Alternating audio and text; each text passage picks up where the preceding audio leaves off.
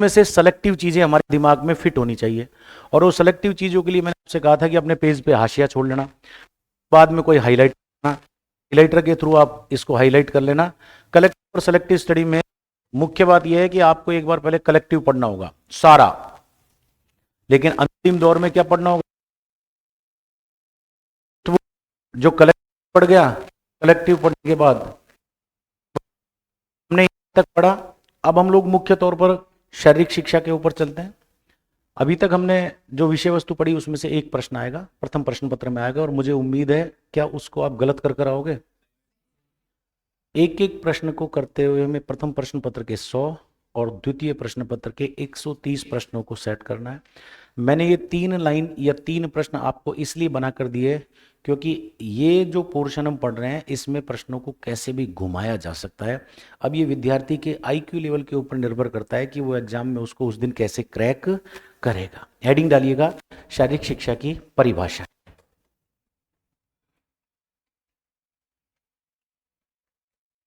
शारीरिक शिक्षा की परिभाषा।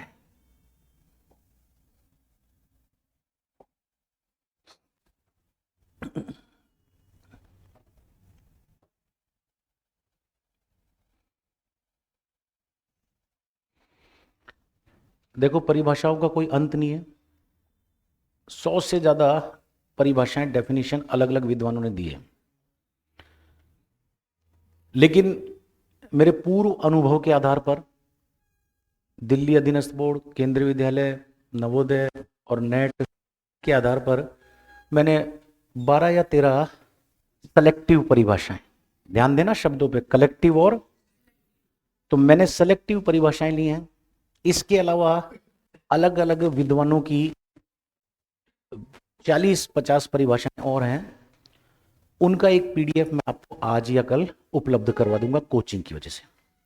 लेकिन मेरा पूर्व अनुभव ये कहता है कि 130 प्रश्नों में से 2 से 3 परिभाषा आएगी, और परिभाषा के सही होने के चांस 50-50% होते हैं। कितना ही रट लो, परिभाषा में समझने की आवश्यकता नहीं है, रटने की आवश्यकता है। अब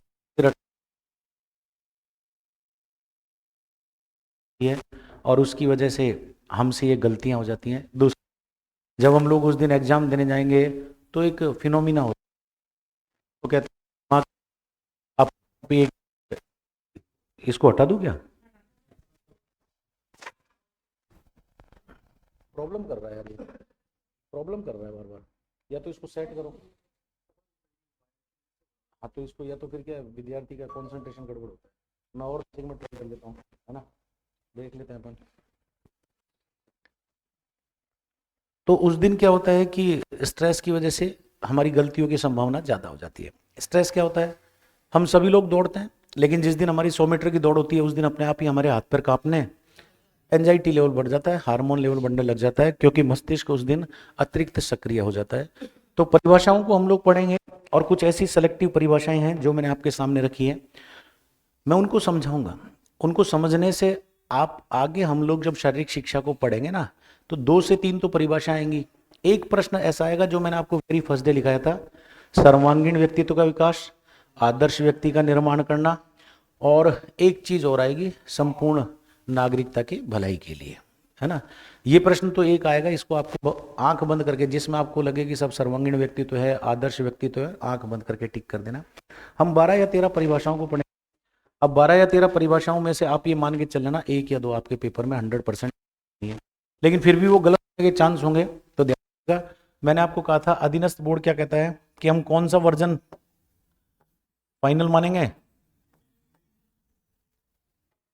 सारी परिभाषाएं अंग्रेजी में है, लेकिन जब उनका हिंदी ट्रांसलेशन किया गया तो अलग लेखकों ने अपने हिसाब से उसका हिंदी ट्रांसलेशन कर दिया। ट्रांसलेशन से कोई मतलब, हमें हिंदी ट्रांसलेशन से कोई मतलब नहीं है, लेकिन उस प्रत्येक परिभाषा में एक अंग्रेजी का ऐसा शब्द है जिसको उस परिभाषा का क्या कहते हैं, उसको याद कर लेना, उसको रट लेना।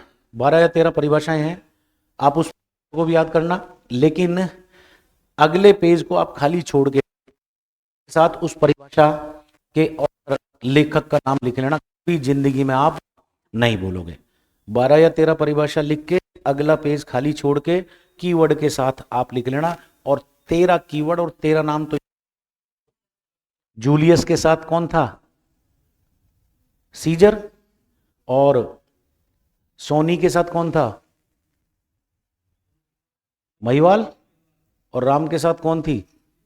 ऐसे कैसे अपने को इनका जोड़ा बना लेना है और जोड़े को रट लेना। एवरीडे आपको एक देंगे और इन 60 सेकंड के अंदर अगर आप एवरीडे करोगे ना, तो वो जो 75 के बाद के जो प्रश्न थे 30, उसमें से 2 प्रश्न आपके क्लियर हो जाएंगे।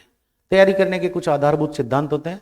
यदि आप सिस्टमेटिक वे में तैयारी करोगे तो आपको रोकने वाला कोई नहीं है। सामान्य तैयारी करोगे तो आप सामान्य तरीके से रहोगे, सिस्टमेटिक सिस्टम से ऊपर जा पाओगे। तो पहली परिभाषा हम लोग शुरू करते हैं। यहीं पर मैंने इसी परिभाषा में 2 प्रश्न बन गए, आपको याद भी होना चाहिए। भारत की शारीरिक शिक्षा का पिता कौन है? रट लेना। ऐसे 20 पिताओं के नाम आएंगे। आपके पास एक छोटी सी 10 रुपए की कॉपी होनी चाहिए। उनमें ये 13-14 परिभाषाओं के कीवर्ड, 18 से 20 फादर, 2011 की भर्ती परीक्षा में 3 प्रश्न पूछे गए। मैंने आपको पहले कहा था यदि अंग्रेजी को रट लोगे तो आपके 20 प्रश्न कहीं गलत नहीं होंगे। पहला प्रश्न था मांसपेशियों का अध्ययन क्या कहलाता है। दूसरा प्रश्न था कोशिका का अध्ययन क्या कहलाता है। और तीसरा प्रश्न था ऊतकों का अध्ययन क्या कहलाता है। तो ऐसी 30 लॉजी आएंगी। ये लॉजी क्या है? लॉजी का मतलब होता है लॉजिकल। लॉजिकल तर्कों के साथ किसी विषय को रखना। कौन से तर्क? विज्ञान आधारित। तो ऐसी 30 लॉजी आएगी। आपके पास एक पेज पे ये 30 लॉजी लिखी होनी चाहिए। 3 प्रश्न आए थे 2011। यदि इन 30 लॉजी को आप रट लोगे तो जो 75 के साथ 2 परिभाषा 77 और 3 लॉजी कितने हो गए? 80 प्रश्न आपके कहीं गलत नहीं जाएंगे। एक एक प्रश्न को कैसे आपको ही करना है, ये वो तरीके मैं बता रहा हूं, हम लोग करेंगे। कल की 2 घंटे की कक्षा और परसों की 2 घंटे की कक्षा में आपने अंतर नोट किया होगा। परसों की 2 घंटे की कक्षा ने आपके यहां का डर निकाल दिया, लेकिन हमने और कल की कक्षा ने हमने लाइन की से कम 28-30, लेकिन कल की जिस कक्षा को मैंने यहाँ 28 सेकंड में रिवाइज कराया तो मुझे पता लगा कि कक्षा का जो कंसंट्रेशन लेवल है वो बहुत अच्छा है, क्योंकि एक एक शब्द को आपने बता दिया। शिक्षा के 3 स्वरूप, शिक्षा के 3 अंग, 2 मत, ये सब चीज़ यदि आपके याद है। और कोशिश करेंगे कि पिछली कक्षा में जो हमने पढ़ा था आने के साथ अगली कक्षा में 2 या 3 मिनट लगते हैं रिवीजन में। 2 घंटे की कक्षा कितनी देर में रिवीजन? तो ये ध्यान रखना, यदि एवरीडे आप रिवीजन करोगे तो अंतिम जो 72 घंटे एग्जाम से लास्ट 24 घंटे को कुछ नहीं पढ़ना। कम से कम 12-13 घंटे की नींद लेनी है दबा के।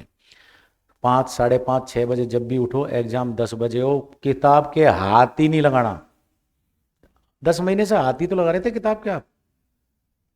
उस वक्त यदि आपका कॉन्फिडेंस लेवल कम हो गया तो एग्जाम में गलतियों की संभावना ज़्यादा बढ़ जाएगी। इसलिए अंतिम 24 घंटे आपको कुछ नहीं पढ़ना। 12 घंटे से ज़्यादा की नींद लेनी है दबा के। 5:30, 6 बजे उठ जाना है, अखबार पढ़ना है, चाय वाय पीनी है, और किताब को तो हाथ लगाना नहीं है। 200% सफलता की गारंटी रहेगी। तो भारत की शारीरिक शिक्षा के पिता में हैरी क्रोबक क्या कहते हैं कि शारीरिक शिक्षा वह शिक्षा जिसमें शिक्षा का माध्यम कौन सी गतिविधियां हो, और यही इसका कीवर्ड है।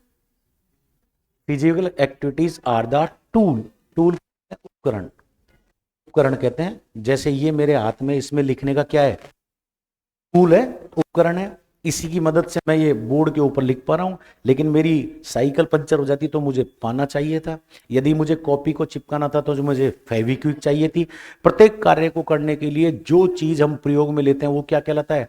उपकरण कहलाता है। तो ये कह रहा है यहां हम कार्य कर रहे हैं, यहां पर हम लोग एक शिक्षा ग्रहण कर रहे हैं। कौन सी शिक्षा? और उसकी टूल्स क्या है? Physical activities. से आगे की लाइन बहुत इंपॉर्टेंट है। ये कह रहा है जिसका प्रभाव जीवन के प्रत्येक पहलू पर पड़ता है। आदमी सुबह मॉर्निंग वॉक करने जाता है, थकान होती है या फ्रेशनेस आती है? दोनों काम होते हैं। लेकिन फिर से हम लोग जाएंगे यूनिट 8 के ऊपर, वहां पर हम लोग पढ़ेंगे एक सिद्धांत जिसको अतिरिक्त ऊर्जा का सिद्धांत कहते हैं, सरप्लस एनर्जी थ्योरी। और रेल के इंजन पहले कभी आज इलेक्ट्रिक थे, डीजल थे, इससे पहले भाप से चला करते थे। प्रेशर कुकर इसका सबसे अच्छा एग्जाम्पल है। यदि वहां वो पूछे तो साहब भाप का इंजन था, और घर में देख low pressure cooker. Pressure cooker में भोजन पकाने के लिए दबाव चाहिए या नहीं? आज के बाद कक्षा में आए तो किसी भी विद्यार्थी को खड़े होने की आवश्यकता नहीं है, और आने के लिए जाने के लिए कोई रोक टोक नहीं है। न तो आप पूछेंगे आने के लिए न जाने के लिए, और जब मैं कक्षा में हूं तो किसी को खड़े होने की आवश्यकता नहीं है, क्योंकि ये प्रोफेशनल एजुकेशन है, ये वोकेशनल एजुकेशन है, ये सामान्य शिक्षा थोड़ी है, ये व्यावसायिक शिक्षा है। ठीक है, इसलिए इसमें हम एक व्यवसाय की तरफ जा रहे हैं। बस अंतर इतना है कि मैं सामने खड़ा हूं और आप सामने बैठे हैं, इसलिए आपको खड़े होने की आवश्यकता नहीं है।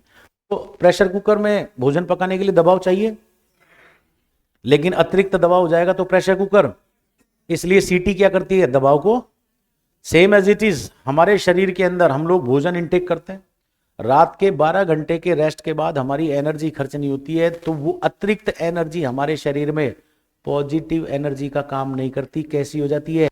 नेगेटिव।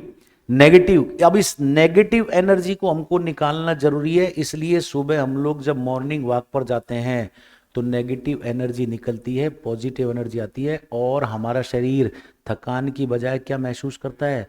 फ्रेश करता है। इसलिए कहता है जीवन के प्रत्येक पहलू, हम फिजिकल एक्टिविटी करते हैं, बॉडी बिल्कुल लचीली हो जाती है, मन थकान महसूस करता है या प्रसन्नता, संवेग।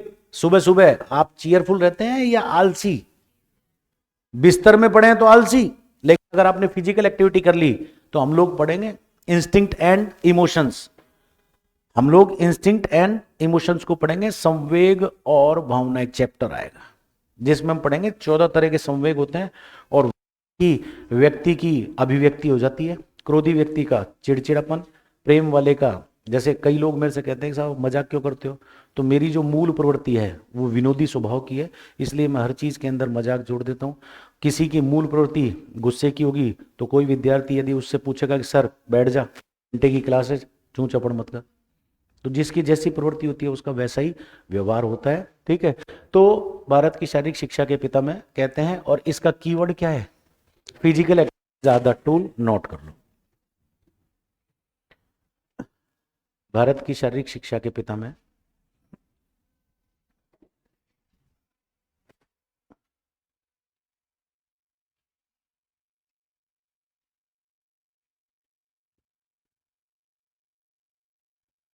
भारत की शारीरिक शिक्षा के पिता में हैरी क्रो बक।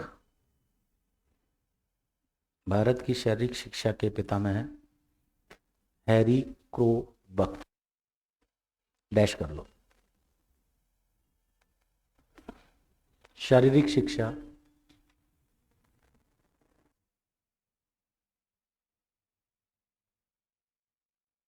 है शिक्षा,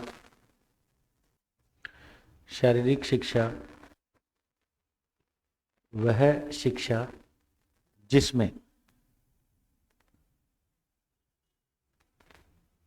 शिक्षा का माध्यम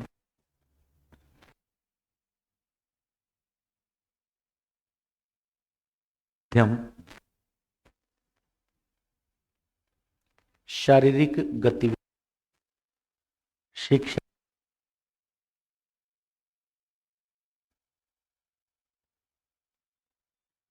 हो, शारीरिक गतिविधियां हों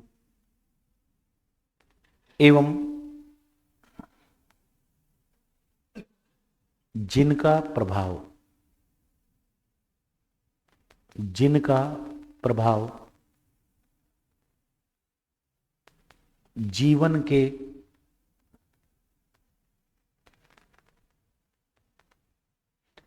प्रत्येक पहलू, जीवन के प्रत्येक पहलू शारीरिक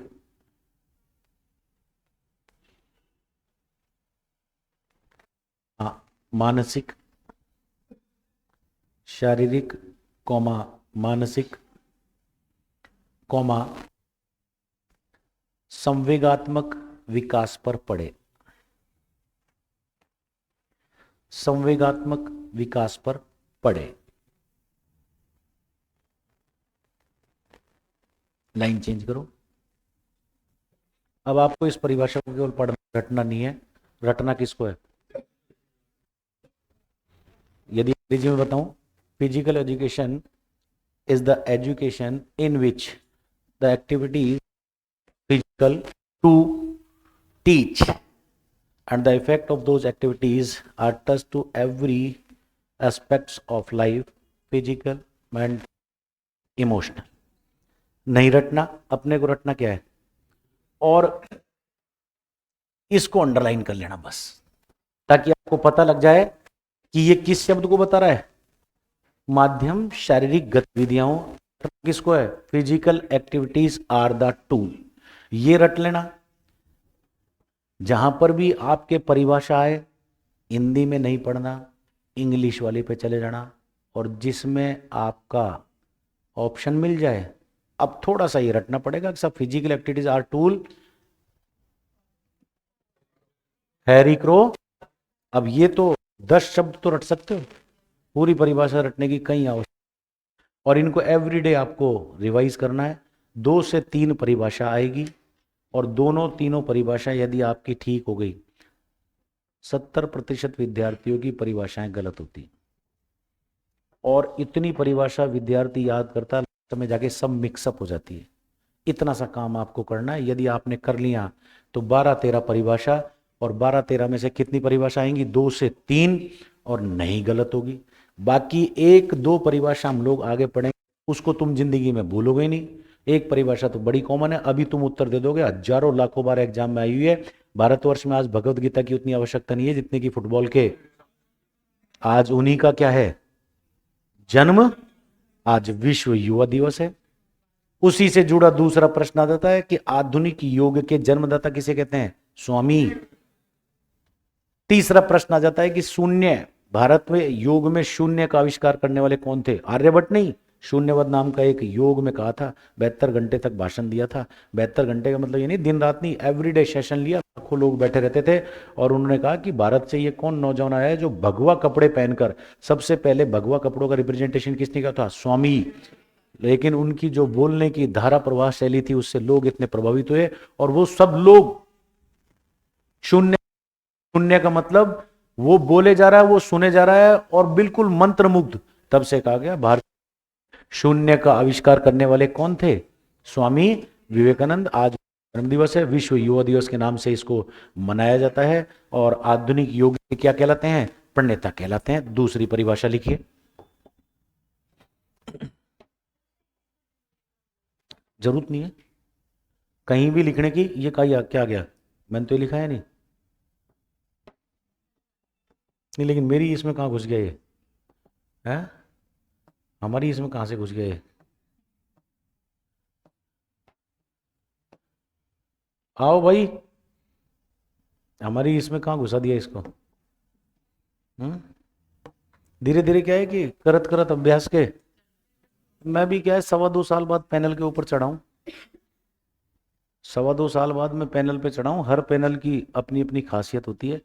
तो इसलिए वेरी फर्स्ट डे जब मैं सेमिनार में आया था, मैंने तो 2.25 साल से किसी किताब को उठाया, न कोई यूट्यूब पे क्लास ली, न कुछ किया, लेकिन कोचिंग का प्रेशर था, तो चलो मैंने कहा ठीक है, 20 बार कहा है तो अपन को भी जाना चाहिए, चाहे बच्चा 20 हो, 50 हो, 100। लेकिन जब आप शुरुआत ही नहीं करोगे तो शुरुआत तो हमेशा सामान्य होती है, अंत विशिष्ट होता है, सिंपल टू कॉम्प्लेक्स। AR वेमन ने कहा है, शिक्षा की व्यवस्था जिसमें शारीरिक कार्यक्रमों द्वारा व्यक्ति का पूर्ण विकास और प्रशिक्षण। तो विकास को अंग्रेजी में क्या कहते हैं? और प्रशिक्षण को क्या कहते हैं? ट्रेनिंग कहते हैं। नेचुरल सी बात है, यदि घर में बच्चा आइसोलेटेड है, उस बच्चे का डेवलपमेंट ज्यादा होगा, या वो बच्चा जब गली मोहल्ले में जाके खेलेगा? 14 साल से पहले का कोई लड़का देख लेना, कोई बच्ची देख लेना, हर किसी की मूल प्रवृत्ति अलग है। लड़की गुड्डे गुड्डियों से खेलेगी, डॉल ले आएगी, उसके बाल बनाएगी, अकेले में जाके उसको बैठ जा बेटा, गलत है झूठ है, बच्चे का वो फील करती है कि बच्चा है, तो जिसकी जैसी मूल प्रवृत्ति है। और लड़का पीयर ग्रुप की उसमें सबसे ज्यादा भावना होती है। स्कूल से आएगा 2 बजे 2:30 बजे आएगा, आते के साथ ही यूं देखेगा गली में, आ गए क्या, आ गए क्या। घर वाले कहेंगे सो जा भाई, वृद्धि और विकास के लिए सोना बहुत जरूरी है। लेकिन उस उम्र में उसको पता है कि मेरा डेवलपमेंट क्या करेगी, मेरी मोटर एक्टिविटीज, क्योंकि ब्रेन तो 12 साल में 90% डेवलप हो गया, इसलिए बॉडी अपने आप ही चेंज लाती है। और ये कहती है कि अब आपको क्या करना है। 12वें 13वें साल में बच्चे के हाथ और पैर एकदम से लंबे हो जाते हैं, और न्यूरोमस्कुलर कोऑर्डिनेशन, क्योंकि लंबे हो गए, न्यूरोमस्कुलर कोऑर्डिनेशन क्या कहते हैं, मस्तिष्क की कोशिका का नाम न्यूरॉन, शरीर को चलाने वाली मांसपेशियां। लेकिन जब तक दोनों में कोऑर्डिनेशन नहीं होगा तब तक शरीर चल नहीं पाएगा, इसलिए मस्तिष्क की न्यूरॉन्स आदेश देती हैं किनको, मांसपेशियों को, दोनों मिलकर गतिविधि करती हैं, इसको कहते हैं समन्वय, न्यूरो मांसपेशीय समन्वय। तो 13 साल की उम्र में आते तो पता लग जाता है कि नंबर 1 हम लोग पढ़ेंगे, अभी हम लोग बायोलॉजिकल फाउंडेशंस को शुरू करेंगे, इसके बाद जैविक आधार, उसके बाद आता है सोशियोलॉजिकल फाउंडेशन, सामाजिक आधार। 12वें 13वें साल से ही बच्चा सबसे ज्यादा सोशल होना शुरू कर देता। 5 वर्ष तक के बच्चे के लिए सारी दुनिया उसकी माँ है, 12 साल तक के बच्चे के लिए सारी दुनिया उसका परिवार है, 12 साल के बाद बच्चे के लिए उसके दोस्त हैं, और 18 साल के बाद दोस्त जाए बाढ़ में, मैं कुछ ये साथी, झूठ है क्या। उसी अनुसार से उसके शरीर में परिवर्तन होते हैं, और ये परिवर्तन भगवान नहीं करता, उसकी बॉडी के अंदर जो चेंजेज होते हैं, जो चेंजेज होते हैं वो करते हैं। 22वें 20वें साल में जाके लड़की अपने आप डीप नेक सूट पहनना शुरू कर देती है, उससे पहले नहीं पहनती।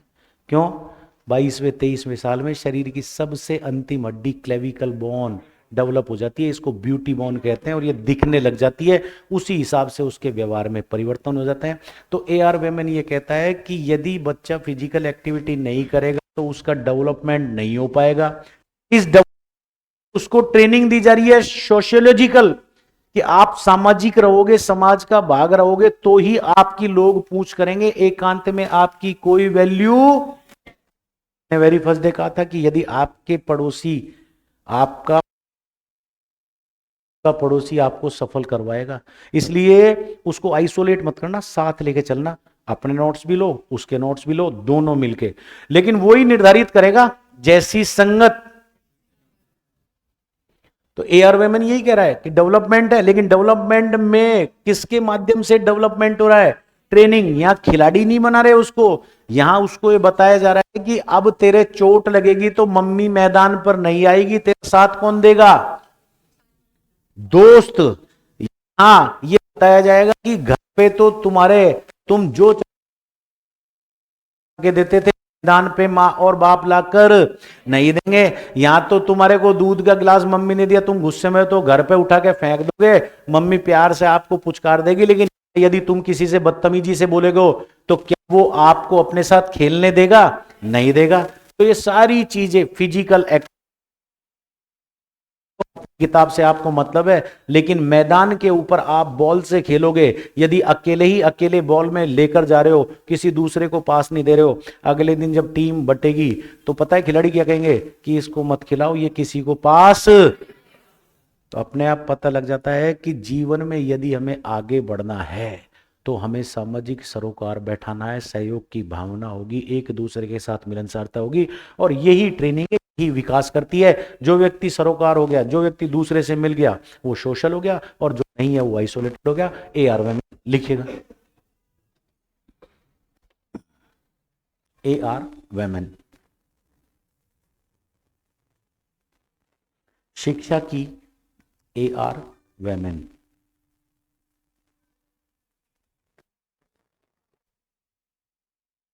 शिक्षा वह अवस्था, शिक्षा की वह अवस्था जिसमें शारीरिक कार्यक्रमों, जिसमें शारीरिक कार्यक्रमों द्वारा व्यक्ति का पूर्ण विकास एवं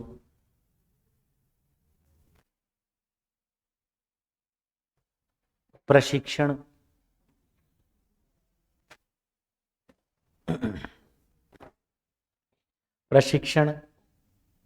किया जाता है।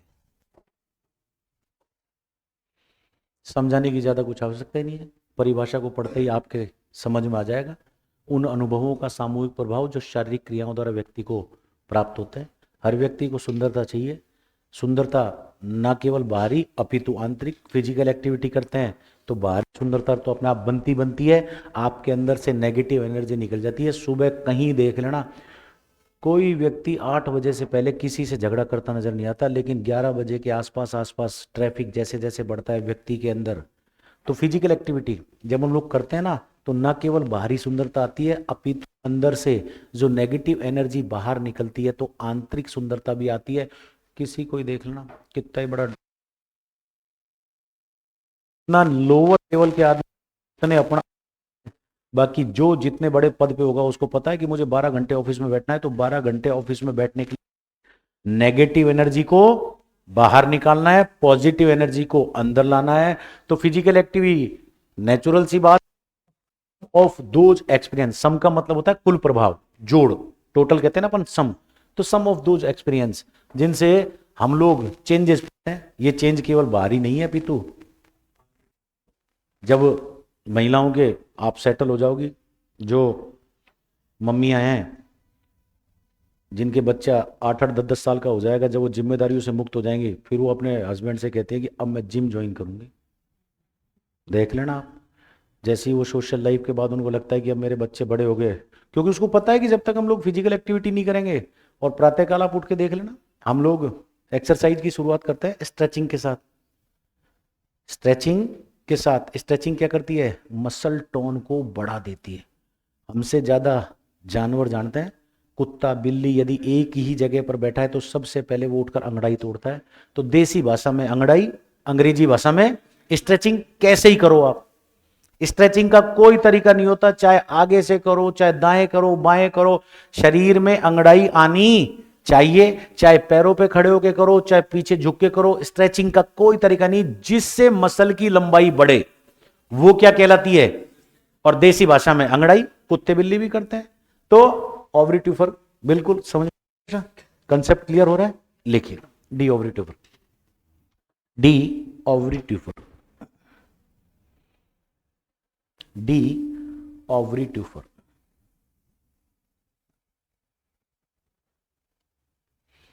ऑवरीट्यूफर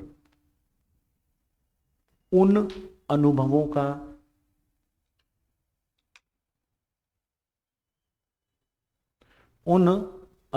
का सामूहिक प्रभाव, आइए, उन अनुभवों का सामूहिक प्रभाव जो शारीरिक क्रियाओं द्वारा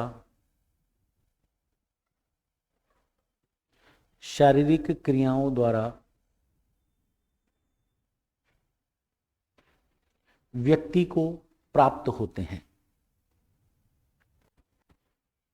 व्यक्ति प्राप्त होते हैं।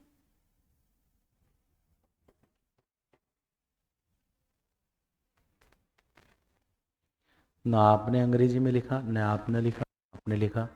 फिर अपनी क्लास का उद्देश्य क्या रहा भाई? मैंने कहा था कि हर परिभाषा के नीचे आपको की पॉइंट लिखना है। फिर आपने कौन सी परिभाषा का?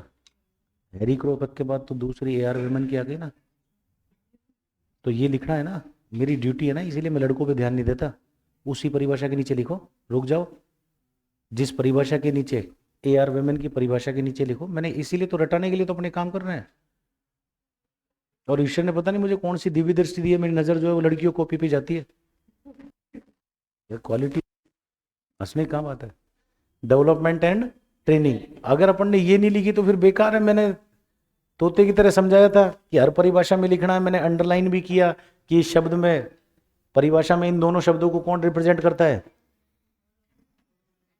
ये तो मैं देखता नहीं था, तो गड़बड़ तो होती होती, नाम खराब होता ना।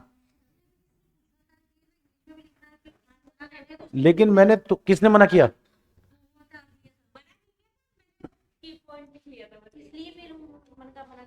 मैं बताता हूँ। उन्होंने कहा कि साहब इसको इंग्लिश में भी लिखना है क्या? मैंने कहा पूरा नहीं लिखना, कीवर्ड नोट करना है। आई मीन योर सर्विस, मैं आपकी सेवा में हूं, निश्चिंत रहिए। इसीलिए हमने आपको रेक्टिफाई करा दिया। अगली परिभाषा। और ठीक है, टाइम बहुत है हमारे पास, जल्दबाजी नहीं करनी है। इससे पहली वाली भी नहीं नोट करी? आराम से, हमारे पास समय बहुत है, इसलिए बड़ा आराम से हमको चलना है। मेरा उद्देश्य ये रहेगा कि जिस विश्वास के साथ आपने भर्ती से परीक्षा दी है, कौन सी, ये भी परीक्षा होता ना कि 30 जून का एग्जाम है तो जाग जाती। लेकिन जब हम लोग पढ़ेंगे ऑफिस सीटिंग और कोचिंग के अंदर, क्या एक खिलाड़ी को मैच का रिजल्ट पता होता है? फिर भी वो इमेजिनरी प्रैक्टिस करता है कि मुझे कैसे अभ्यास करना है। याद करो मिल्खा सिंह की पिक्चर, हम पढ़ेंगे इमेजिनरी टेक्निक कैसे। मिल्खा सिंह पाकिस्तान में दौड़ने जाता है और उसके सामने एक सिचुएशन आती है। मिल्खा सिंह 4 मीटर का धावक था। जो एथलीट होंगे उनको पता है कि डिस्टेंस की कितनी वैल्यू होती है। आप 3000 मीटर दौड़ने वाले से 100 मीटर में दौड़ने की उम्मीद नहीं रख सकते। हर इवेंट की अपनी अपनी एक वैल्यू होती है।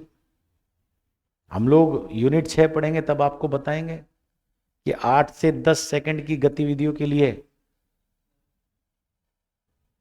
एनारोबिक एक्टिविटीज, बिना ऑक्सीजन की मदद से भी हम दौड़ जाते हैं। तो वहां पर हमको केवल ग्लाइकोजन की आवश्यकता होती है। उससे ऊपर जब हम जाते हैं तो 2 मिनट तक की एक्टिविटीज के लिए हमको सिंपल कार्बोहाइड्रेट की आवश्यकता होती है। 18 से 20 मिनट तक जाते हैं तो बॉडी का सारा कार्बोहाइड्रेट खत्म हो जाता है। उसके बाद हमें फैट की आवश्यकता पड़ती है। तो 400 मीटर की जो एक्टिविटी है वो 100 और 200 मीटर से एंटायर डिफरेंस है। हालांकि हम इसको स्प्रिंट इवेंट में रखते हैं। जो एथलीट होगा उनको पता होगा कि दौड़ को हम 3 भागों में बांटते हैं, शॉर्ट, मीडियम और लॉन्ग डिस्टेंस। शॉर्ट में कौन कौन सी आती है? 100, 200, 400। लेकिन 400 शॉर्ट डिस्टेंस दौड़ नहीं है। 100 और 200 को आप एक सांस में दौड़ सकते हो, 400 को एक सांस में नहीं दौड़ा जा सकता। इसलिए मिल्खा सिंह को वहां पर 400 मीटर की जगह किस में उतार दिया गया? और 200 मीटर में उस वक्त एशिया का तूफान कहते थे, जो पाकिस्तान का एथलीट था, मेरे दिमाग से उसका नाम निकल रहा है। और कल अच्छे विद्यार्थी की ये निशानी होती है कि आप जो चीज़ भूल गए हो, क्योंकि देखो मेरे को इस चीज़ को एक्सेप्ट करने में कोई बुराई नहीं है कि मैं 2 सवा 2 साल बाद आपके पास उपस्थित हूँ और बिना किसी प्रिपरेशन के। मुझे प्रिपरेशन की कोई आवश्यकता भी नहीं है। मुझे केवल आपके लिए पीपीटीज बनानी है, तो मैं पीपीटीज में चेंज करता हूँ कि कौन सा एग्जाम्पल इसको जस्टिफाई करे। तो मुझे कल याद आया, फिर घर जाकर होटल में जाके मैंने कहा यार वो अजय देवगन वाली मूवी का नाम क्या था? मैदान। तो श्रेष्ठ विद्यार्थी वो जिसको अपनी गलती कुछ समय के बाद यदि याद आ जाए तो इसका मतलब आपकी तैयारी का लेवल अच्छा है। तो मिल्खा सिंह को उसके अंदर उतार दिया गया। पहली लड़ाई होती है मन के हारे और मन के जीते। 400 मीटर का एथलीट, एशिया का तूफान, एशिया का रिकॉर्ड होल्डर 200 मीटर का, खालिद खालिद करके था उसका नाम, कुछ खान तो हो गई वो जो पाकिस्तान का है, ठीक है, कुछ ऐसे ही उसका नाम था। लेकिन मिल्खा सिंह ने उस चैलेंज को एक्सेप्ट किया। फिर मिल्खा सिंह अपने स्टार्टिंग पॉइंट पे बैठा और मिल्खा सिंह ने आंखें बंद करी और उसने 200 मीटर की ट्रैक को रिवाइज किया कि मैं किस स्टेप पर कैसे दौड़ूंगा। इसे इमेजनरी टेक्निक कहते हैं। मैंने सेमिनार में पहले दिन आपको बता दिया था कि जब आप पेपर सॉल्व करने बैठो तो 10 सेकंड के लिए अपनी आंख बंद करके याद कर लेना, जो भी आपका आराध्य हो, माँ, पिता, बेटा, बेटी, दोस्त, जो भी हो, कि मुझे किसके लिए इस पेपर को सॉल्व करना है। तो आपको पता लग जाएगा कि 130 प्रश्नों को, 100 प्रश्नों को मुझे आत्मविश्वास के साथ कोई चीज़ मिल्खा सिंह ने करी।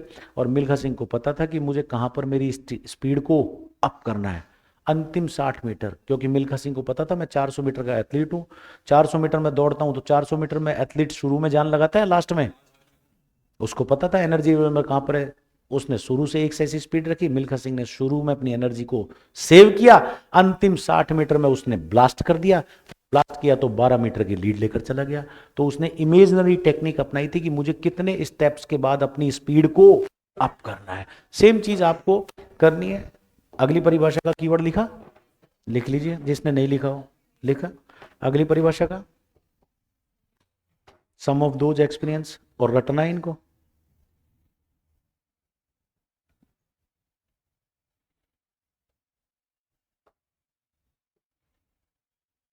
अर्थ का अनर्थ किसे ही कहते हैं। मैंने क्या कहा और आपने क्या कहा, इसलिए कहते हैं कि हर मुस्कान का मतलब प्रेम नहीं होता है।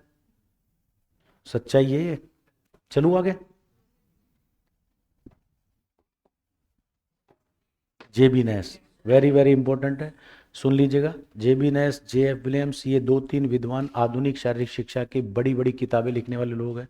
इसलिए जेबी नैश, J.F. विलियम्स जैसी परिभाषाएं कहीं आती हैं तो ये आपके लिए अपने आप इंपॉर्टेंट हो जाती है। बहुत छोटी सी परिभाषा, नेचुरल सी बात है। हमारे शरीर के अंदर कंकाल 2, टोटल हड्डी कितनी, इसमें से 126 हाथ और पैर में, बाकी 80 कहाँ की, एक बनाती है हमारे शरीर का अक्ष, इसको कह दिया अक्ष, और दोनों बनाती है हाथ और पैर, इसको क्या कह दिया, उपांग।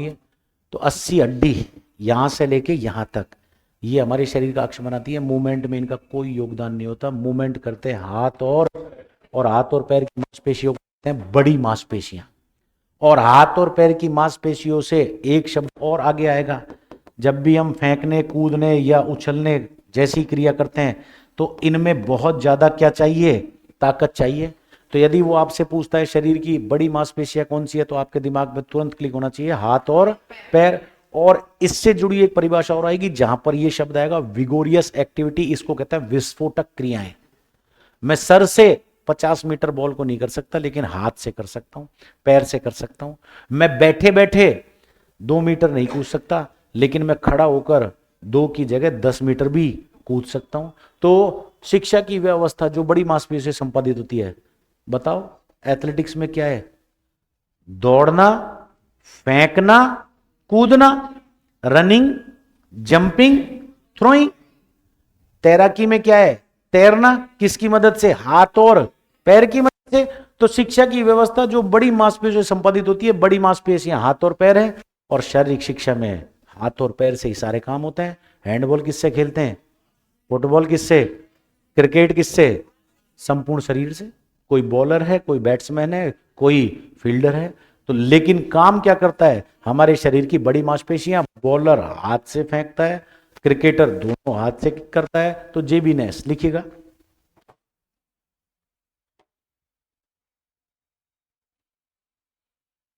शिक्षा की वह अवस्था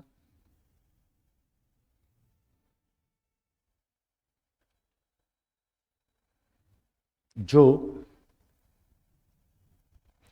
शिक्षा की वह अवस्था जो बड़ी मांसपेशियों से, बड़ी मांसपेशियों से संपादित होती है।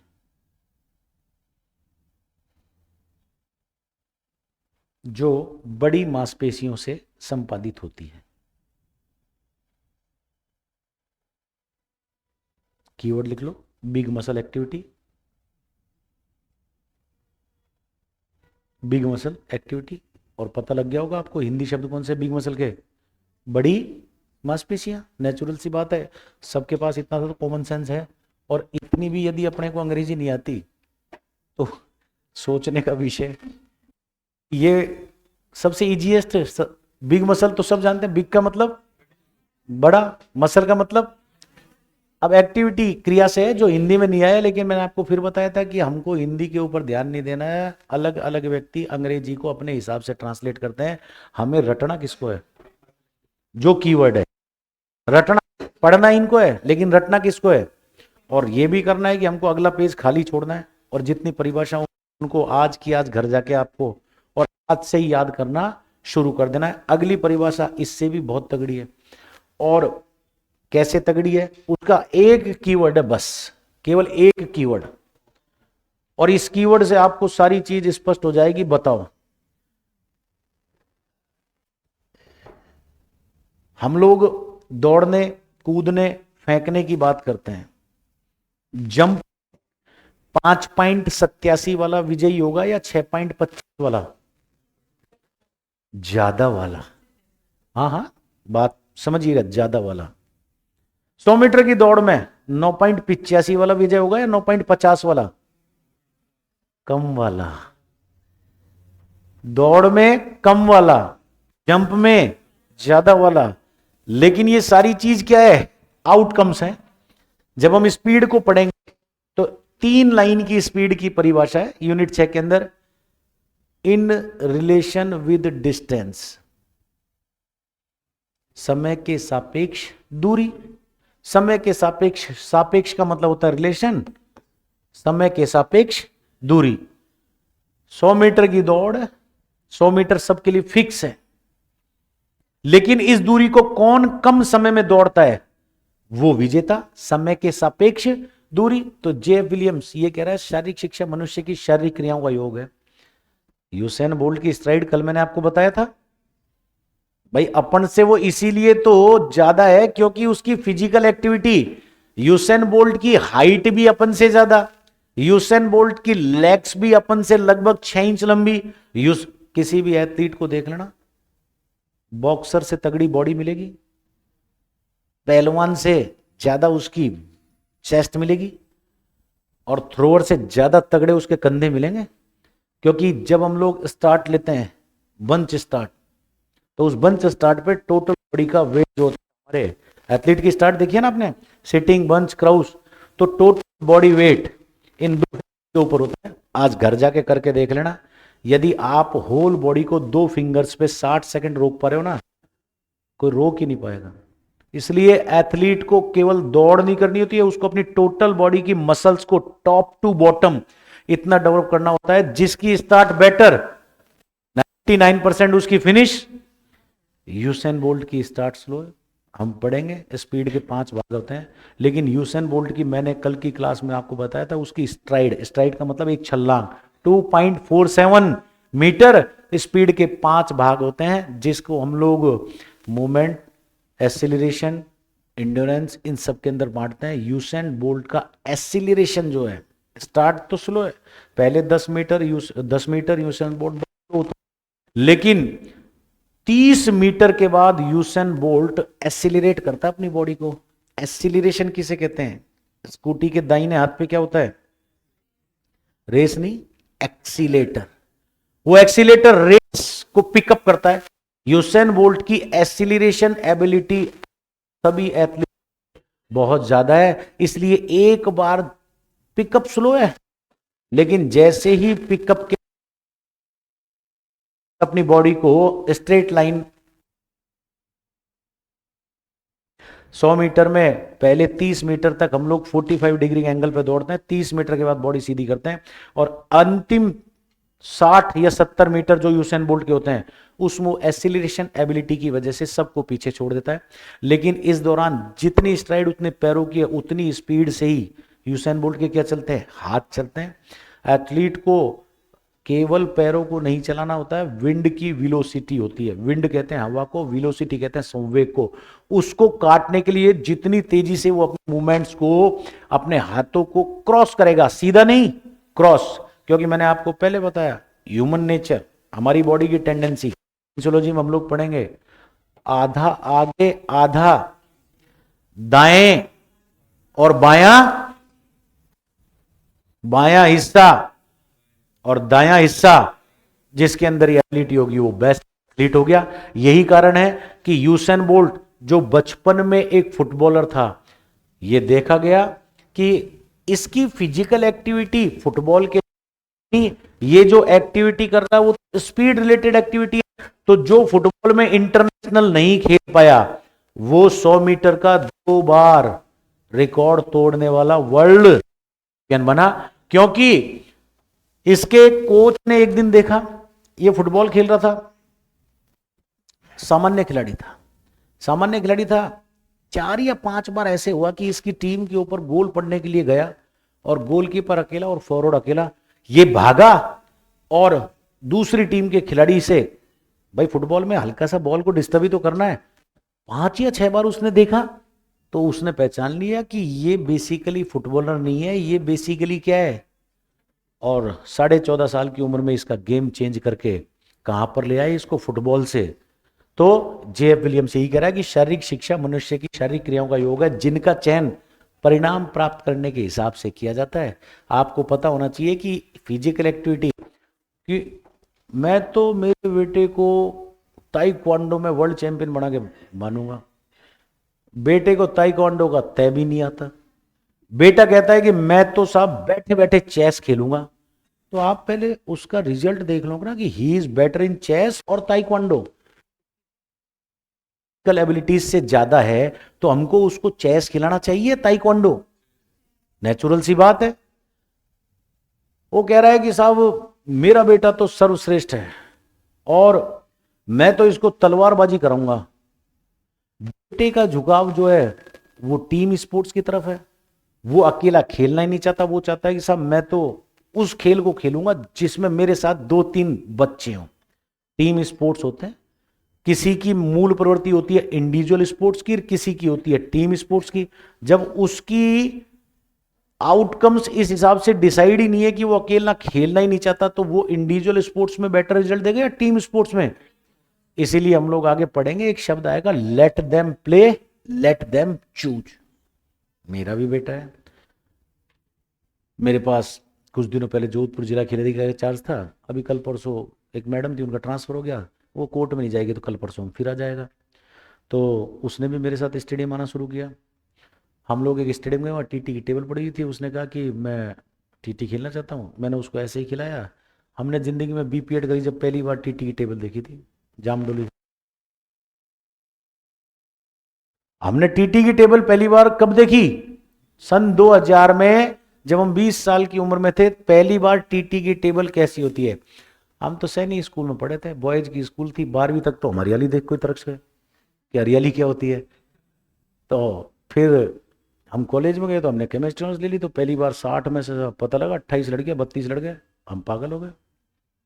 भाई सावन का आंधा, सुनिए ना कहावत में, तो एकदम से आप उसको हरी घास दे दो। तो हमने देखी साहब टेबल टेनिस की, हमने पहली बार टेबल पे चढ़ा, बड़ा आनंद आता है।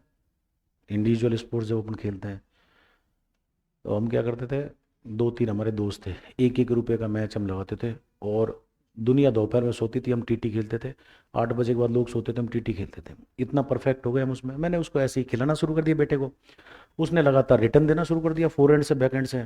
मैं आइडेंटिफाई कर गया, मैंने कहा यार इसके अंदर साइक्लिक स्पोर्ट्स की गतिविधि है, टीटी साइक्लिक स्पोर्ट्स में आता है, एक जैसी गतिविधि चलती है। तो मेरे पास चार्ज था, तो 7-8 टेबल हमारे दूसरे स्टेडियम में पड़ी थी। मैं गया और जाके एक दुकान वाले से, 8-8 रुपये की आती है लोकल बॉल। ध्यान रखना, इन्वेस्टमेंट जब भी आपको शुरुआत में करना हो तो चीपर से करना है। रिजल्ट जब लेना हो ना, पहले हम सस्ती चीज़ को इन्वॉल्व करें। मैंने 100 बॉल खरीद ली, 800 रुपये की आई, और 100 बॉल एक उसमें रख के उसको ले गया टेबल पे। मैं उसको डालता गया, वो मारता गया मारता गया मारता गया, लगातार रिटर्न आने लगे। सेकंड टाइम वो टेबल चढ़ा। मैंने प्रयास किया कि उसको रेगुलाइज करूँ। 2 दिन तो आया, तीसरे दिन उसको याद आ गया अपनी गली की, नहीं आए। 12 साल से पहले बच्चे को कभी डिस्टर्ब नहीं करना। 12 साल से पहले का बच्चा जो होता है ना, वो चेंजिंग नेचर का होता है, फ्रीक्वेंटली उसकी नेचर्स चेंज होगी। गली में जाने लगा तो 7 दिन बाद आके बोला कि साहब मेरा एक दोस्त जो है वो बैडमिंटन खेलने जाता है। कोई बात नहीं, अपने क्या करना है, बिल्ली तो बनवाना है फर्जी, दुकान पे जाके, समझ गए, एकेडमी है हमारे पास, लिया है सब, शटल कॉक और लिया है। जो एकेडमी वाला था वो जानता था कि भाई इसके पास खिला दी गई चार्ज है, पैसा लगा नहीं। 4 दिन बाद बैडमिंटन का भूत उतर गया। हमें कुछ क्रिकेट जाना है, कोई बात नहीं, रेलवे स्टेडियम में क्रिकेट की कोचिंग होती है, वहाँ का इंचार्ज हमारा जूनियर है, पैसे देते, बाकी खरीदना था उसका बिल बना लिया। 15 दिन वहाँ भी गया, उसने देख लिया कि अपनी औकात है ही नहीं, वहाँ रनिंग कराते थे, छक्के मारते थे, वापस आ गया लौट के। अब यूँ क्या कि साहब स्कूल में इंटरवल चल रहा है, अब मेरे को थोड़े के जूते चाहिए, घर वाले का फोन आया कि पैसे देने क्या, मैंने कहा नहीं कोई बात नहीं, उन्हें क्या करना है, बिल बनवा लेंगे। अब एक चीज तो आइडेंटिफाई हो गई कि वो इंडिविजुअल स्पोर्ट्स के लायक नहीं है, वो क्रिकेट में गया वो भी टीम, फुटबॉल में गया वो भी टीम, और बैडमिंटन में भी किसको देख के गया, अपने दोस्त को। तो उसकी बेसिक इंस्टिंक्ट तो मुझे पता लग गई कि भाई ये कोऑपरेटिव नेचर का है, सहयोगी नेचर का है, इसलिए टीम स्पोर्ट्स में जाएगा। अब टीम स्पोर्ट्स में जाएगा तो हमने ये भी देख लिया कि भाई फिजिकल एक्टिविटीज से डरता है, तो इसका मतलब ये कॉम्बैट स्पोर्ट्स में नहीं जा सकता जिसमें द्वंद्व होता है। द्वंद्व किस में होता है, दो तरह के गेम होते हैं टीम में, एक बॉडी कांटेक्ट, एक non body contact. Volleyball body contact game है या non body contact, non body. Volleyball में दोनों के बीच में नेट है, लेकिन हैंडबॉल कैसा है, बॉडी कांटेक्ट गेम है। तो इस तरह से आपको ध्यान रखना है कि बच्चा घोपना नहीं है उसके ऊपर। आप ये देखो कि आपने उसका टेस्ट लिया, रिजल्ट क्या आ रहा है, और जो रिजल्ट आ रहा है ना उसके हिसाब से आपको डिसाइड करना है कि हमें इसको किस गेम के अंदर डालना है। 12 साल तक के बच्चे को let them play, let them choose. किसी ने हमसे पूछा पूछा क्या, जैसे मैं वहाँ फुटबॉल की कोचिंग देता था, मेरे पास एक एकेडमी है। कल जैसे मैच आया था, मैंने फोन आया था, मैंने आपको बताया, छोटे छोटे बच्चे थे मेरे, 17-18 साल के, राजस्थान पुलिस की टीम थी, धुआं निकाल दी उसकी। हार तो गए लेकिन 3-2 से हारे। लोग कह रहे थे कि 10 गोल मारेगी पुलिस की टीम, जबकि मैं यहाँ पर हूँ। धुआं निकाल दी, पहला गोल मार के, फिर एक पेनल्टी खा के, फिर बराबर करके, और फोन आया लोगों का कि हमारी आत्मसफल की 17 साल का बच्चा पुलिस के 28-30 साल के रांगड़ों से लड़ रहा है, और स्कोर क्या, 10-0 मार, 0 मार की टीम भेज देते यदि मैं वहां पर मैदान पे होता। क्योंकि इससे पहले 4 जनवरी को सोजत में हम गए थे, बच्चों ने कहा कि सर फाइनल मुश्किल पड़ेगा, 2 घंटे का रास्ता, हम चले गए। तो लोग कह रहे थे कि साहब गंगानगर की टीम जो है उसमें मेरे पास से पड़े हुए 6 लड़के खेल रहे थे। मैं गया तो उन्होंने, साहब हम 2008 में आपसे पढ़े हुए हैं। तो क्या हो, बोला साहब खेल से क्या, हमारे तो गंगानगर हनुमानगढ़ साइड में पैसा मिलता है, तो टूर्नामेंट छोड़ नहीं है कहीं भी। तो मैंने भी देखा, मैंने कहा यार 6-6 फुट 5-11, मैंने कहा यार मामला गड़बड़ रहेगा। फाइनल स्कोर रहा 5-1। पब्लिक ने मेरे को कहा कि साहब सुबह जैसा खेले, आपके आने के बाद ये 3 गुना खेल गए, क्योंकि उनको पता था कि उनकी बैकबोन आई हुई है, यदि खराब खेलेंगे तो शाम को कुटाई भी होगी। उनको ये पता है, हमने इन चीज के लिए उनको ट्रेन कर रखा है कि रिजल्ट यदि नहीं आया, तुम फुटबॉल के खिलाड़ी हो, और फुटबॉल में 2 पैर से और 2 हाथों से खेला जाता है, चाहे सामने वाला 6 फुट का हो। यही कल पुलिस के साथ हुआ। मैंने एक छोटा सा ऑडियो मैसेज बना के डाला, मैं सुना देता हूं आपको, मोटिवेशन किसको कहते हैं। और इस मैसेज ने ऐसा काम किया, और आप विश्वास नहीं करोगे। बस मैं, क्योंकि मुझे पता था मैं वहां पर नहीं हूं, तो एक कोच को बहुत बेहतर तरीके से ये पता होना चाहिए कि मुझे क्या करना है।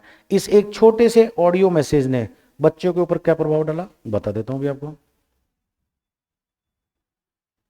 सभी खिलाड़ियों को मेरा आशीर्वाद। आप लोगों ने एक ऐतिहासिक मुकाम हासिल किया है, और मैं चाहता हूं कि आज राजस्थान पुलिस के सामने तुम ऐसा गेम खेलो कि इतिहास बन जाए और लोग तुम्हें याद रखें।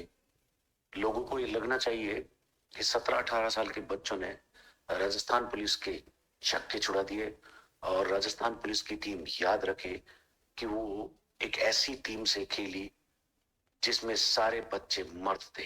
बेस्ट ऑफ लक, जीतना है तुम्हें। Very good. बस पता है हम कोच है, हमें पता है टीम को चलाना कैसे है। मुझे पता है मैं फिजिकली नहीं हूं, लेकिन मेरे कहे हुए 10 शब्द उनके ऊपर मेरे उपस्थित होने से ज्यादा प्रभाव डालेंगे। मेरे को खुद को उम्मीद नहीं थी, मैंने सोचा था 4 या 5 गोल से हारेंगे, परिणाम उसके उल्टा रहा। और मैंने फिर होटल में जाके यूट्यूब के ऊपर पूरा मैच देखा।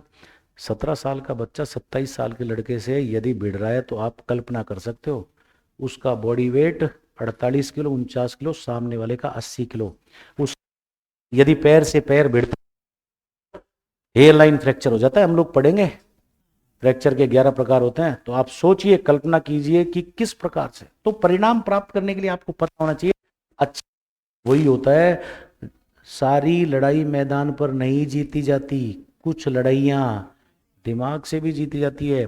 इसलिए याद करो बाहुबली पिक्चर कि साहब हम कौन सा वो सिस्टम से लड़ेंगे,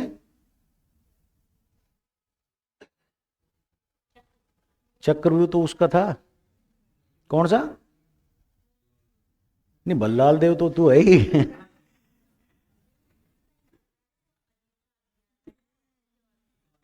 कि हम इस सिस्टम से लड़ेंगे। सिस्टम हुआ करते थे पहले कि तो युद्ध से पहले युद्ध की नीति बनाई जाती थी। हम लोग पढ़ेंगे, दो शब्द आएंगे यूनिट 6 में हमारे पास, स्ट्रेटेजी और टैक्टिक्स। स्ट्रेटेजी मैच से पहले बनाई जाती है, टैक्टिक्स मैच के दौरान प्रयोग में लाई जाती है। इसीलिए कोच मैदान में जाने से पहले, मैदान से पहले क्लासरूम में बताता है कि इस कंडीशन में ये होगा तो ये करना है, ये होगा तो ये करना है, वो तो है स्ट्रेटेजी। लेकिन खिलाड़ी मैदान में जाके गारंटी थोड़ी है, जैसे कोच ने बताया था, तो परिस्थितियों को अपने अनुसार टैकल करना, मैच से पहले परिस्थितियों को बताना स्ट्रेटेजी, मैच के दौरान परिस्थितियों को अपने अनुसार टैकल करना टैक्टिक्स। ये सारी चीजें हम एक एक शब्द आने वाली कुछ दिनों की कक्षाओं में पढ़ेंगे। सबसे पहले जेएफ विलियम्स को पढ़ लीजिए, और इससे बेटर एग्जाम्पल कुछ नहीं हो सकता। ये यूसेन बोल्ट की जीवन की सच्चाई है। वो पहले एक फुटबॉलर था, लेकिन उसकी फुटबॉल में रिजल्ट नहीं दे पाया, क्या बना फिर, एथलीट। किसके बूते, अपनी फिजिकल एक्टिविटी, कौन सी, स्पीड के बूते, और वर्ल्ड चैंपियन बना। लिखिएगा,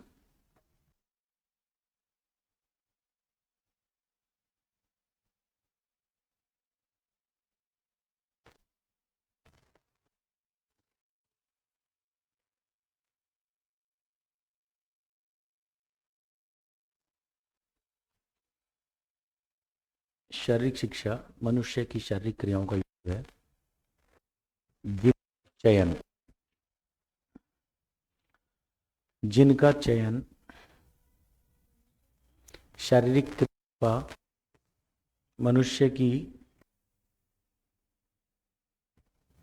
योग है,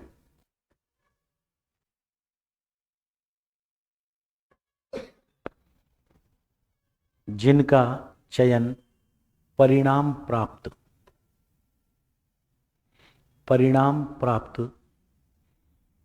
करने के हिसाब से किया जाता है।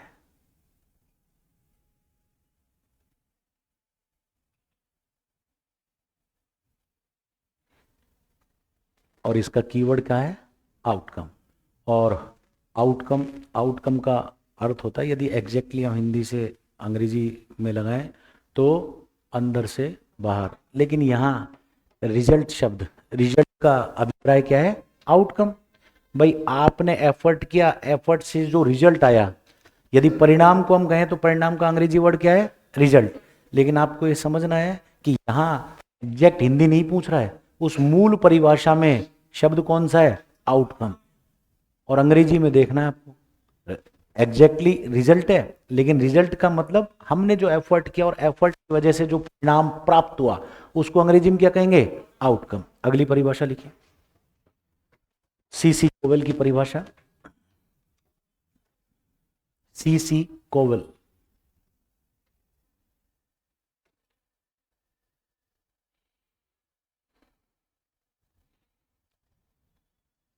सीसी कोवेल, इससे बढ़िया एग्जाम्पल कुछ नहीं मिल सकता। ध्यान दीजिएगा, 49 नॉकआउट बाउट्स, बॉक्सिंग के अंदर नॉकआउट बाउट्स बहुत बड़ी बात होती है। मतलब बॉक्सिंग एक ऐसा खेल है जिसमें परिणाम अंकों के आधार पर आता है। 5 जजों की एक ज्यूरी बैठती है, वो बताती है कि भाई फेस पर मारा तो इतना, पेट पर मारा तो इतना, और 13 राउंड के बाद जिसने जितने ज्यादा अंक लिए। लेकिन 13 राउंड तक जाने नहीं दिया विश्व का महानतम मुक्के माइक टायसन।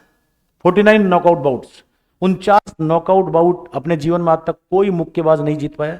मोहम्मद अली, और मोहम्मद अली के बाद हम लोग एक बीमारी भी पढ़ेंगे, और उस बीमारी का नाम है पार्किंसन। एनाटॉमी में पार्किंसन, हाथ और पैर लगातार, मोहम्मद अली उसी बीमारी से ग्रसित रहे थे। दिल्ली के अंदर पूछा गया एक प्रश्न, महान मुक्केबाज मोहम्मद अली अपने जीवन के अंतिम दौर में किस बीमारी से ग्रसित रहे। तो हम लोग सारी चीजों को एक एक कर टचअप करेंगे, याद रखने का प्रयास रखेंगे। तो माइक टाइसन, ये सब साउथ अमेरिका, मैंने आपको बताया था इस सेमिनार में, अमेरिका के दो हिस्से, एक नॉर्दर्न और एक साउथ। साउथ के अंदर वो देश है ब्राजील, पराग्वे, कोलंबिया, और अमेरिका के अंदर सबसे पहले जो अमेरिका बटा ही इस आधार पे, नॉर्दर्न के अंदर गोरे लोग, साउथ के अंदर काले लोग। इसीलिए अमेरिका में आज भी नस्लीय भेदभाव यदि किसी देश में सबसे ज्यादा कहाँ है, अमेरिका में। अमेरिका में आज भी प्रोटेस्ट चलते हैं। आज से 2 साल पहले पूरा अमेरिका जल गया था जब एक काले युवक को गोली मार दी थी एक पुलिस वाले ने। और अमेरिका की पुलिस में 90% श्वेत, श्वेत अश्वेत का सबसे बड़ा मुद्दा। और अफ्रीका हालांकि एक महाद्वीप है, अफ्रीका में तो इससे भी ज्यादा है। हम लोग पढ़ेंगे 1964 के ओलंपिक से पहले विश्व का पहला देश जिसको रेशियल मूवमेंट्स, नस्लीय भेदभाव की वजह से आईओसी ने बैन किया, दक्षिण अफ्रीका। और इसीलिए महात्मा गांधी को डब्बे से निकाल के बाहर फेंका था, क्योंकि अंग्रेजों का डब्बा अलग और अदर नस्लों का डब्बा अलग। और फिर वहीं से महात्मा गांधी को लगा कि यार ये तो फिर अंग्रेजों के खिलाफ मुहिम छेड़नी चाहिए, भारत में आके उसने छेड़ी, सफल हो गया।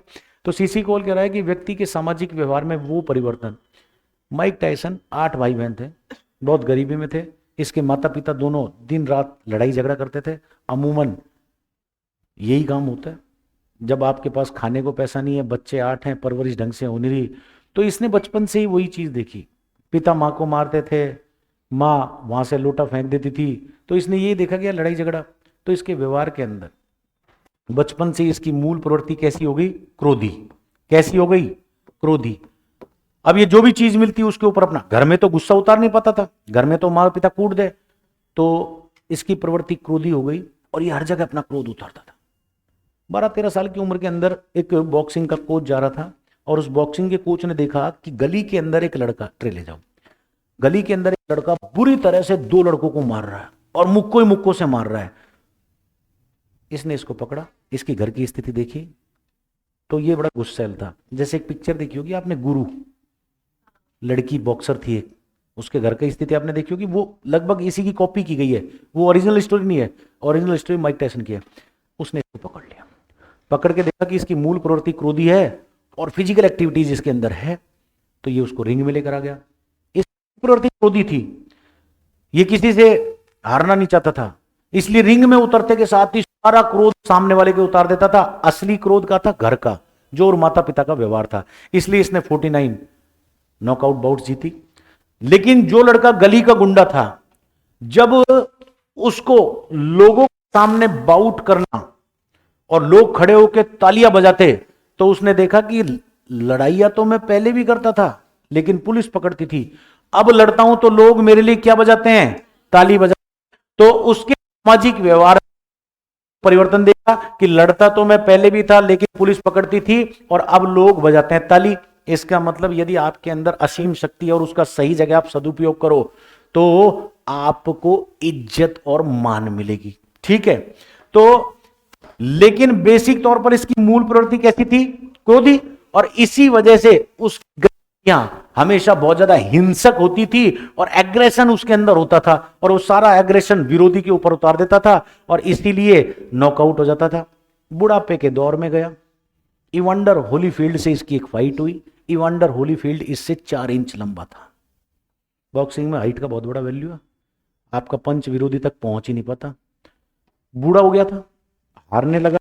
इसकी मूल प्रवृत्ति कैसी थी, क्रोधी, और उत्तेजना इसके अंदर थी, हारना किसी से चाहता नहीं था।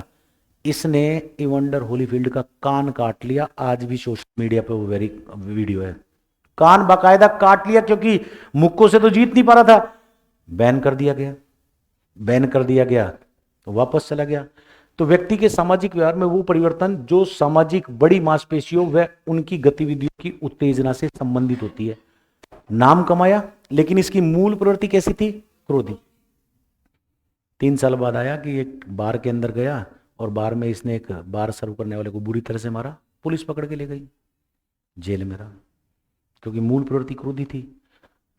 समाज ने उसका व्यवहार बदला लेकिन जब वो अकेला हो गया तो फिर से उसका व्यवहार वही हो गया। 4 साल बाद एक केस आया कि साहब एक महिला के साथ उसने रेप केस किया, फिर अंदर चला गया। अब ये फिर 52 की एज के अंदर रिंग में है। तो सीसी कोवल ये कहता है कि व्यक्ति के सामाजिक व्यवहार में वह परिवर्तन। दो खिलाड़ी, 1996 का वर्ल्ड कप चल रहा भारत के अंदर, भारत श्रीलंका से हार रहा था कलकत्ता में, लोगों ने बोतलें फेंकना शुरू कर दी, सारे खिलाड़ी आउट हो चुके थे, विनोद कांबली डटा हुआ था मैदान पे। विनोद कांबली से बेहतर खिलाड़ी कौन था? सचिन तेंदुलकर। दोनों बचपन के दोस्त थे। लोग उनके जो कोच थे, सचिन तेंदुलकर का कोच कौन है? आचरेकर। उसने कहा कि विनोद कांबली उससे बेस्ट था, लेकिन विनोद कांबली सामाजिक व्यवहार, एक खिलाड़ी का मैच देखने के लिए लाखों लोग आते हैं। भारत का एक चैपल, जब आप भारत के कोच बन गए, उसने एक ही उंगली दिखाई, सामाजिक व्यवहार, भारत की टीम से उसको हटा दिया। क्या? क्योंकि उंगली दिखाना ये एक अशोभनीय टिप, उसने मीडिया को ये उंगली दिखाई। तो कहता है कि सामाजिक व्यवहार में परिवर्तन आपको फिजिकल एक्टिविटीज के थ्रू लाना होगा। विनोद कांबली फूट फूट के रोया, आईओसी ने उस मैच को बैन कर दिया। 1996 का वर्ल्ड कप कलकत्ता में चल रहा, जब फूट फूट कर रोया तो पब्लिक ने क्या किया? और दुगनी स्पीड से बोतलें चप्पलें फेंकना शुरू कर दिया। कोड ऑफ कंडक्ट के से सोशल एथिक्स में नहीं आता, सामाजिक रूप से आपकी अच्छाई। हमारी एथिक्स है, हम लोग क्लास में कच्चे बनियान में नहीं आ सकते, पैंट शर्ट पहन के आना होगा। हम लोग यहाँ ऐसा गैर जिम्मेदार व्यवहार नहीं कर सकते जिससे क्लास का शील भंग हो। विनोद कांबली ग्राउंड पे फूट के रोया, तो एक खिलाड़ी जब रोया तो पूरे देश में कई जगह आगजनी वागजनी ऐसी घटनाएं हो गई। उसका सामाजिक व्यवहार आदर्श नहीं था, हालांकि रोया वो अकेला, लेकिन उसके साथ फिर पूरा देश रोया। भारतीय क्रिकेट संघ ने विनोद कांबली को उसके बाद टीम में कभी लिया नहीं, और वो बल्लेबाज 800 रन की साझेदारी करी थी विनोद कांबली और सचिन तेंदुलकर ने स्कूली क्रिकेट में, और 300 प्लस तो जीवन में पता नहीं 10 बार मार चुका था। अभी उसका सोशल मीडिया पे एक वीडियो वायरल हो रहा है। दोनों हम उम्र है, एक की स्थिति देख लो कैसा। दूसरा, क्या सचिन तेंदुलकर का सामाजिक व्यवहार कभी अभद्र लगा आपको? नहीं लगा। तो हमें ध्यान रखना होगा, social responsibilities as a player physical activities में बहुत ज्यादा हो जाता है। मैं घर के अंदर तो कैसी भी क्रिया कर सकता हूं, सार्वजनिक रूप से किसी पब्लिक पार्क में जाऊंगा तो वो क्रियाएं कर सकता हूं क्या? नहीं कर सकता, क्योंकि आपकी फिजिकल एक्टिविटीज ये बताती है, इशारे हैं, आप गलत कर सकते हो। हम किसी को ये दिखाएं, वो कहानी सुनी आपने कालिदास की और उसकी प्रेमिका जो बनी थी राजकुमारी, प्रेमिका मौन रहती थी, राजकुमारी उसको फंसा दिया, तो उसने कहा कि साहब एक मौन साधु बाबा हैं तो ये आपका उत्तर मौन में देंगे। तो राजकुमारी ने कहा ठीक है। तो उसने कहा ये, तो कालिदास ने सोचा मेरे से कह रही है कि तेरे एक आंख फोड़ दूंगी, तो उसने कहा कि मैं तेरी दो फोड़ दूंगा। वास्तव में उसने पूछा कि साहब ईश्वर एक है कि अनेक? तो उसने दो उंगली करी, तो उसके दरबारी बैठे थे, बोले साहब बाबा जो कहेंगे उसको हम बताएंगे। वो समझ गए, उनका साहब आपका प्रश्न क्या था? बोले ईश्वर एक है क्या? बोले साहब कह रहे हैं कि ईश्वर तो एक है, लेकिन दोनों में विद्यमान में, तेरे में भी और मेरे में भी। कालिदास की प्रेमिका की कहानी पढ़ना आप कभी, इतना प्रेमी हो गया था वो उसका कि जब उसने देखा शादी हुई गया तो ये तो मामूर्ख है, उसने निकाल दिया राजकुमारी ने। कालिदास उसके प्रेम में पागल हो गया। सावन आया, सावन में बरसात आई, उसको उसकी याद आई, चला गया मिलने। तो एक सांप लटक रहा था, उस सांप को पकड़ के चढ़ गया। तो उस राजकुमारी का नाम भूल रहा हूं मैं। राजकुमारी ने जाके कहा कि जितना प्रेम तुम मुझसे करता है, यदि इतना ईश्वर से करता ना तो तेरे को मोक्ष मिल जाता। उसके बाद कालिदास ने उस दिन उसकी दिमाग की बत्ती जली मेंटोस खा के। उसने कहा कि वास्तव में यार इस देह के पीछे क्या रखा है। वापस लौट के आया। अभिज्ञान शाकुंतलम जैसे 3 बड़े बड़े महाकाव्य किसने लिखे? कालिदास ने। सामाजिक व्यवहार निर्धारित करता है। लिखिएगा सीसी को, लिखिए, मैं थोड़ा चाय पी लूं, इतना आप लिखते देख के।